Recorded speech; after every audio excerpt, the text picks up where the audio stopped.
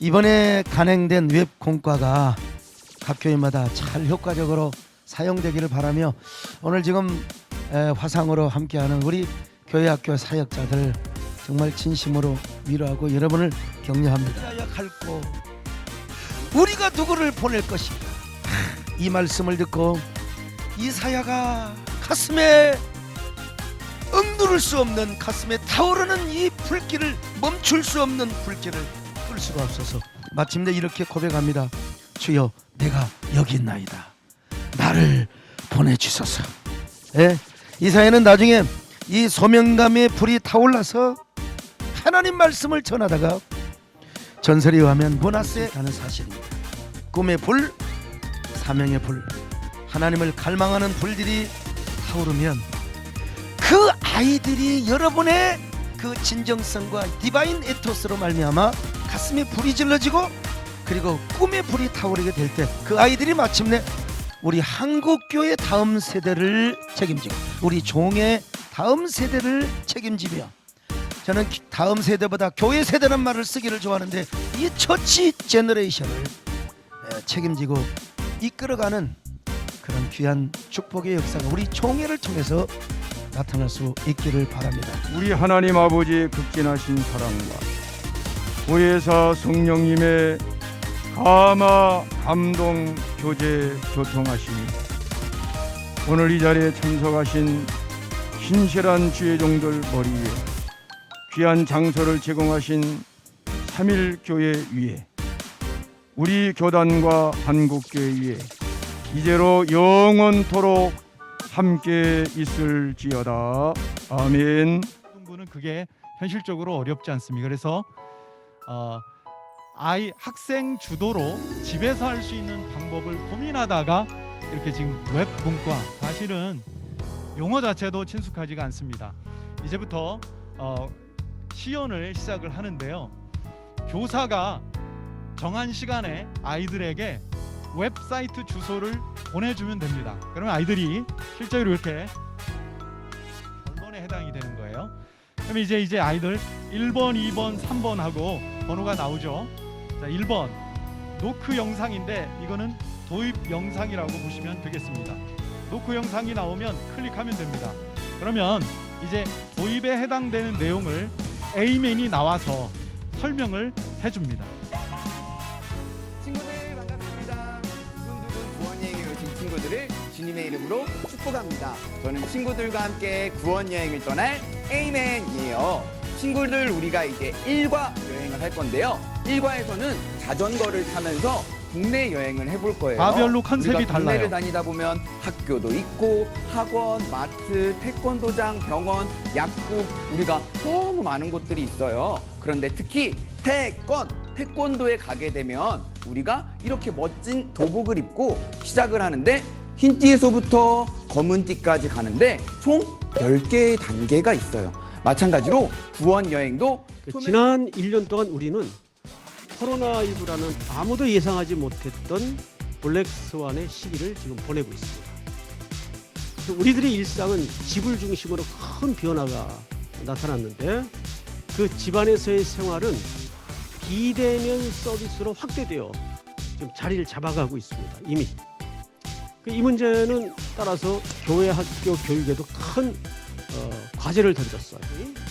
뉴 노멀 시대의 첫 번째 키워드는 예수 그리스도에게로 완전히 돌아가는 것이다.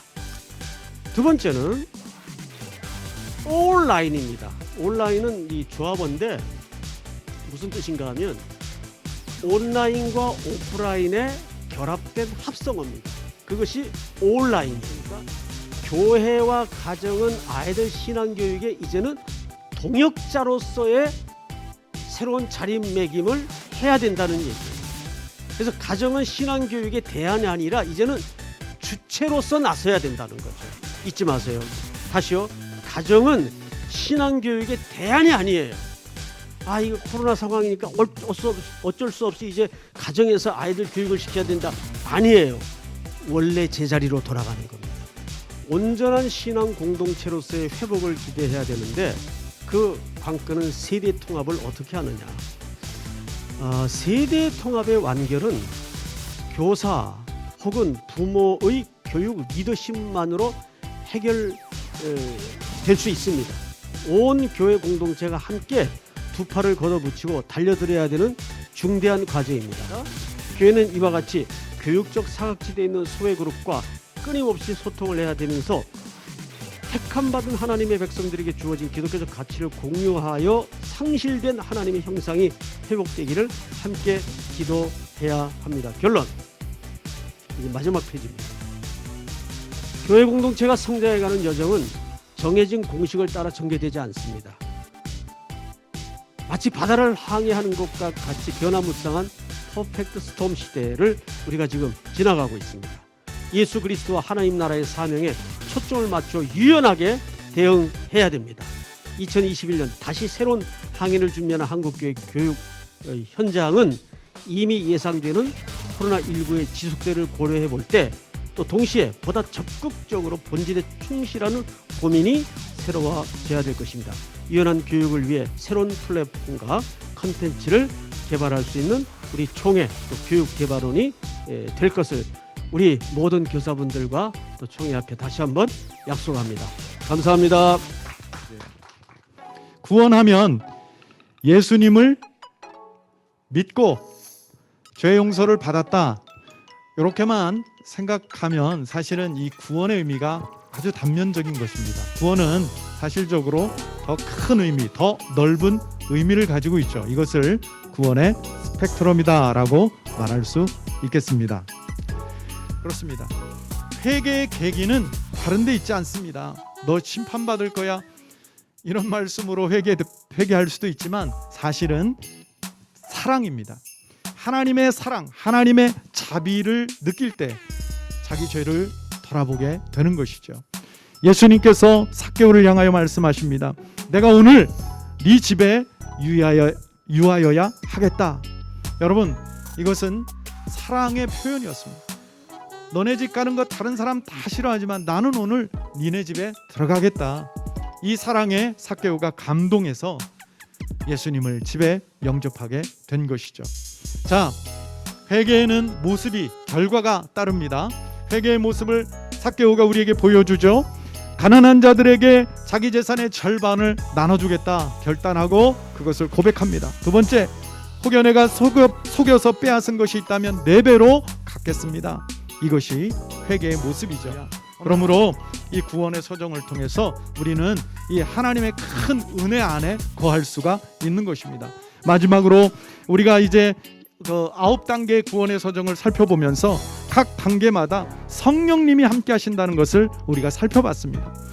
믿음의 최상의 실천이 뭐냐? 칼빈은 그것을 기도라고 말합니다. 성령님께서는 우리를 위해서 지금도 말할 수 없는 탄식으로 기도하고 계십니다. 여러분, 아무리 좋은 교재가 있어도 성령님이 도와주시지를 않으면 열매가 없는 것이에요.